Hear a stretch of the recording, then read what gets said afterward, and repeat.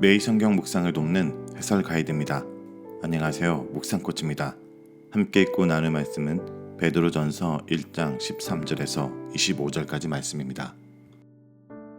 베드로전서를 읽고 있는 수신자들은 과거의 정욕을 쫓아가고 우상 숭배했던 이방인의 삶에서 하나님의 자녀로 부름을 받았습니다. 그러나 이제 복음에 합당한 새로운 세계관을 형성해야 합니다. 그들이 즐겼던 정욕적인 삶은 망령된 행실이며 최고의 가치로 여겼던 음과 금은 썩어 없어지는 것임을 깨달아야 합니다. 참된 보배는 그들로 하여금 거룩한 행실을 할 수 있도록 거듭나게 한 그리스도의 피입니다. 그리스도인들을 부르신 하나님의 목적은 거룩한 자가 되도록 하기 위한 것입니다. 내가 거룩하니 너희도 거룩하라는 명령은 베드로전서 핵심 메시지입니다. 거룩한 삶은 육체의 소욕을 쫓아가는 망령된 행실에서 벗어나 하나님의 말씀에 순종하는 것입니다. 무엇보다 중요한 것은 우리가 그리스도의 피로 정결케 되어 순종할 수 있는 자로 거듭났다는 사실을 믿는 것입니다. 자, 그러면 13절에서 17절 읽겠습니다. 그러므로 너희 마음의 허리를 동이고 근신하여 예수 그리스도께 나타나실 때 너에게 가져다 주실 은혜를 온전히 바랄지어다. 너희가 순종하는 자식처럼 전에 알지 못할 때에 따르던 너희 사역을 본받지 말고 오직 너희를 부르신 거룩한 이처럼 너희도 모든 행실에 거룩한 자가 되라. 기록되었을 때 내가 거룩하니 너희도 거룩할지어다 하셨느니라. 외모로 보시지 않고 각 사람 행위대로 심판한 이를 너희가 아버지라 부른즉 너희가 나그네로 있을 때를 두려움으로 지내라. 과거의 사건은 현재를 위한 교훈입니다. 베드로는 하나님께 부름을 받아 종말론적인 구원을 바라보며 살아가는 그리스도인들의 이 세상에서의 삶을 과거 출애굽했던 이스라엘 백성들의 삶과 비교하여 설명합니다. 이스라엘 백성들은 애굽을 떠나서 가나안을 향해 나아갔습니다. 그러나 그리스도인들은 과거 이방인으로서 우상 숭배하던 삶에서 떠나 복음에 순종하는 거룩한 삶을 향해서 나아가야 합니다. 그런데 이 여정은 쉬운 것이 아닙니다. 많은 유혹과 핍박이 기다리는 것이므로 마음의 준비가 단단히 필요합니다. 근신하라는 말은 정신을 차리고 주의를 집중하라는 뜻입니다. 이것은 마음의 허리를 동이는 것이 어떤 것인지 설명합니다. 베드로전서 수신자들은 주의를 집중해서 그들에게 주어질 은혜를 소망해야 됩니다. 여기서 은혜는 10절에서 말한 너에게 임할 은혜를 가리키는 것이며 그것은 하늘에 간직된 종말론적인 구원입니다. 하나님의 은혜를 소망하는 자들의 삶의 방식은 하나님께 순종함으로써 거룩한 자가 되는 것입니다. 베드로는 먼저 성도들에게 벗어버려야 할 것을 지적한 후에 그들이 추구할 것에 대해서 강조합니다. 성도들은 벗어버려야 될 것은 과거에 쫓았던 육체의 정욕적인 삶입니다.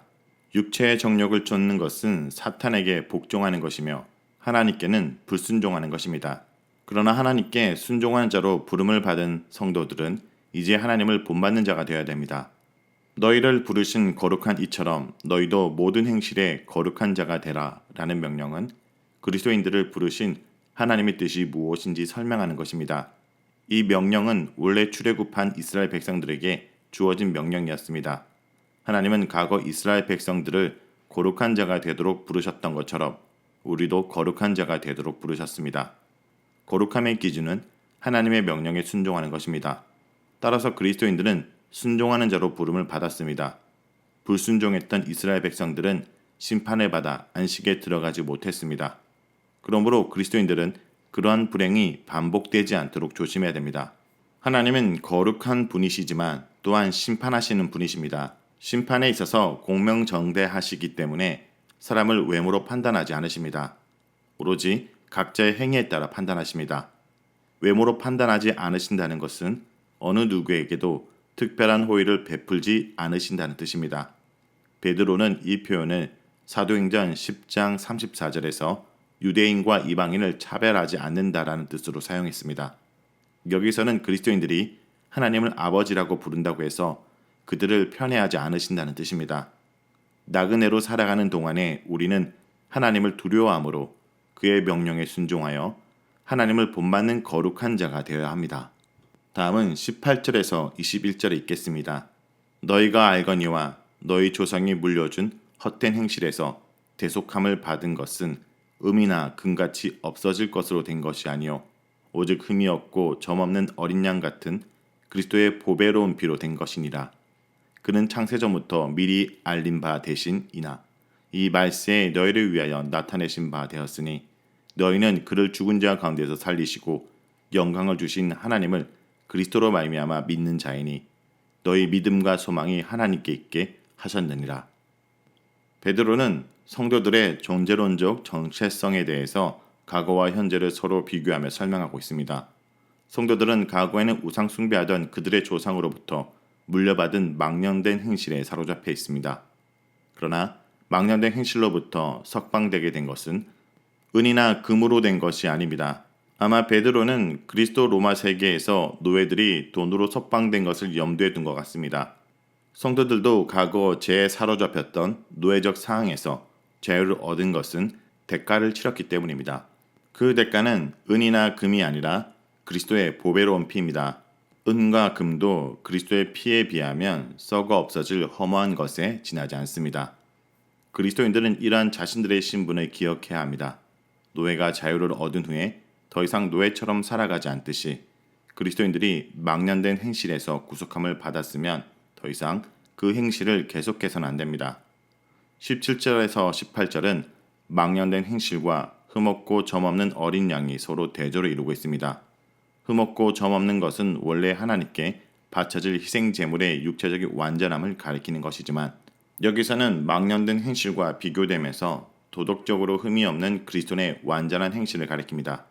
그러므로 그리스도의 피로 구속함을 받았다라는 것은 성도들이 그리스도의 피로 다시 태어나듯이 존재론적으로 그리스도와 같은 형제가 되었음을 의미합니다.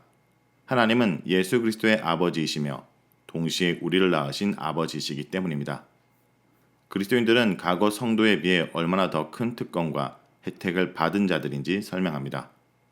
먼저 그리스도께서는 창세전부터 존재하셨지만 이 마지막 때에 성도들을 위해서 나타나셨다라고 말합니다. 말세에 너희를 위하여 라는 표현에서 그리스도의 오심이 특별히 종말의 시대를 살아가는 자들에게 특별한 혜택을 주는 것임을 설명합니다. 그리스도는 창세전부터 존재하셨지만 과거의 성도들에게는 나타나지 않으셨고 마지막 때에 비로소 나타나셨습니다. 그러면 그리스도의 오심이 우리에게 어떤 유익을 줍니까? 그리스도의 부활과 영광을 받으신 것을 통해서 우리가 하나님을 믿게 된 것입니다. 과거의 성도들도 하나님을 믿었지만 그들은 그리스도를 보지 못했습니다. 그리스도는 하나님의 가장 완전한 자기 계십니다. 그리스도께서 죽으시고 부활하시고 하늘의 영광으로 들어가심으로 인한 결과는 그 이전에 주어지지 않았던 특별한 은혜를 주는 대사건입니다. 다음은 22절에서 25절 읽겠습니다.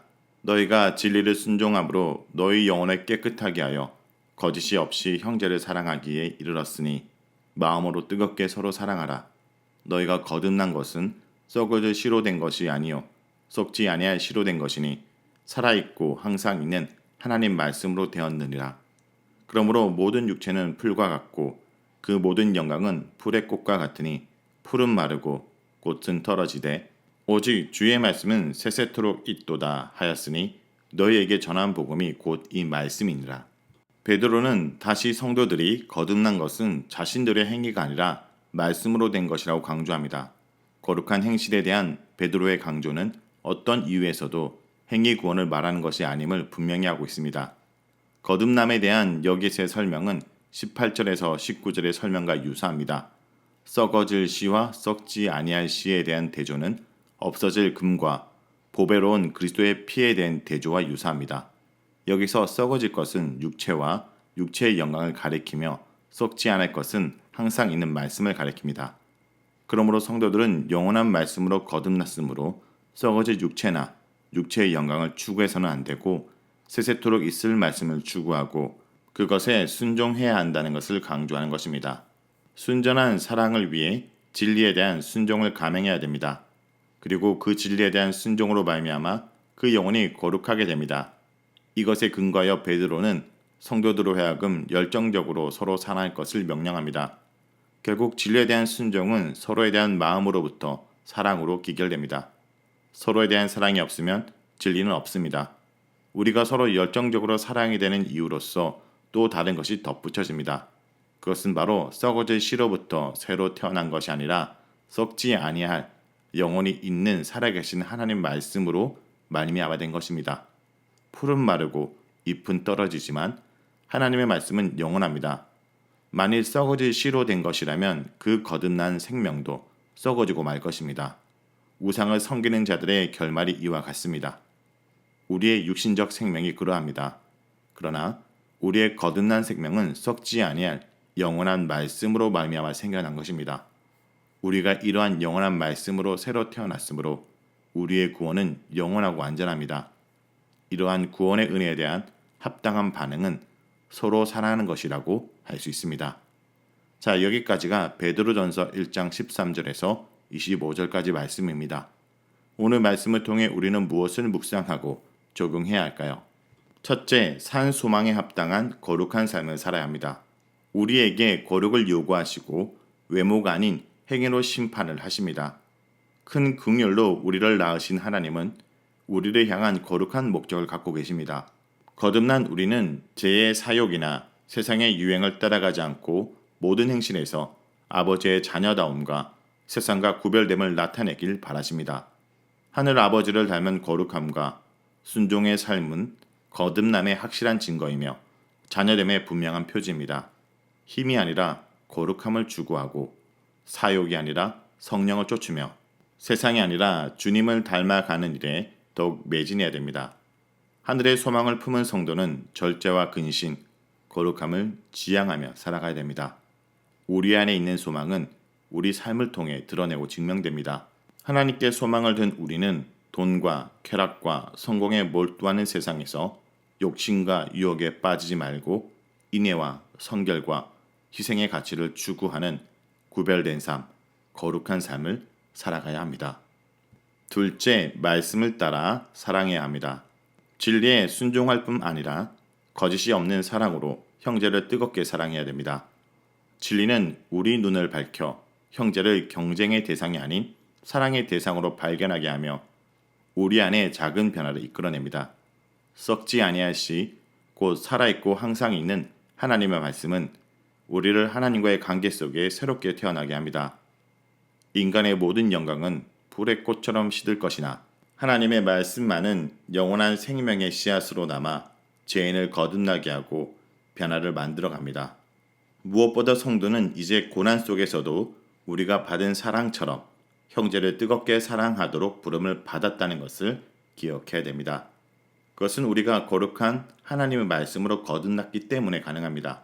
영원토록 살아있는 그 말씀만이 거짓 없는 사랑을 할 수 있게 해줍니다. 오늘도 그 말씀을 붙들고 형제를 사랑하는 주의 백성들이 되길 간절히 기도드립니다.